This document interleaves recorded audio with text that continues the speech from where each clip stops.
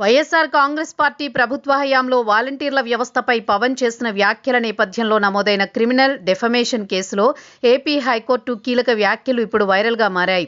పవన్ను లక్ష్యంగా చేసుకుని అప్పట్లో ప్రభుత్వం జారీ చేసిన జీవోలను అనుసరించిన విధానాలను కోర్టు తప్పుబట్టడం రాజకీయ ప్రాధాన్యత సంతరించుకుంది. గత ఎన్నికలకు ముందు వాలంటీర్ల వ్యవస్థలో లోపాలను, డేటా చోరీ అంశాలను ప్రస్తావిస్తూ పవన్ చేసిన వ్యాఖ్యలపై ప్రభుత్వం క్రిమినల్ పరువు నష్టం దావా వేసింది. దీనికోసం ప్రత్యేకంగా జీవోలను విడుదల చేసి పబ్లిక్ ప్రాసిక్యూటర్ ద్వారా ఫిర్యాదు వేయించింది. అయితే దీనిపై విచారణ జరిపిన హైకోర్టు కీలక ప్రశ్నలు సంధించింది. పవన్ ఆ సమయంలో ఒక సాధారణ పౌరుడని, ప్రజాప్రతినిధి కాదని, అలాంటప్పుడు ఒక వ్యక్తి చేసిన వ్యాఖ్యలపై పబ్లిక్ ప్రాసిక్యూటర్ ఎలా ఫిర్యాదు చేస్తారని కోర్టు ప్రశ్నించింది.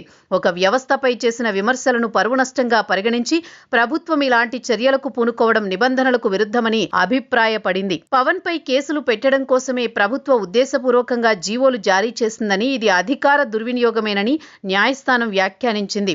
పరువు నష్టం దావా వేయాలంటే బాధిత వ్యక్తులే నేరుగా కోర్టును ఆశ్రయించాలని, కానీ ప్రభుత్వం మధ్యలో అడ్వకేట్ జనరల్ పీపీ ద్వారా జీవోలు ఇచ్చి కేసులు పెట్టించడం చట్టపరంగా నిలబడదని కోర్టు స్పష్టం చేసింది.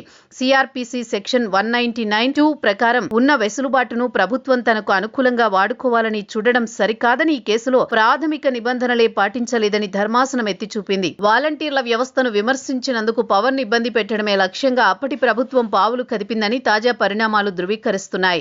వాలంటీర్ల గౌరవానికి భంగం కలిగిందని చెబుతూనే వారిని అడ్డుపెట్టుకుని రాజకీయ ప్రత్యర్థిని నిలువరించాలని చూడడం ప్రజాస్వామ్య విరుద్ధమని విశ్లేషకులు భావిస్తున్నారు. ఒక రాజకీయ పార్టీ నేతగా వ్యవస్థలోని లోపాలను ఎత్తిచూపే హక్కు పవన్ కుందని, దానికి బదులు తీర్చుకోవడానికి ప్రభుత్వ యంత్రాంగం వాడడం తప్పుడు సంప్రదాయమని కోర్టు వ్యాఖ్యల ద్వారా స్పష్టమవుతోంది.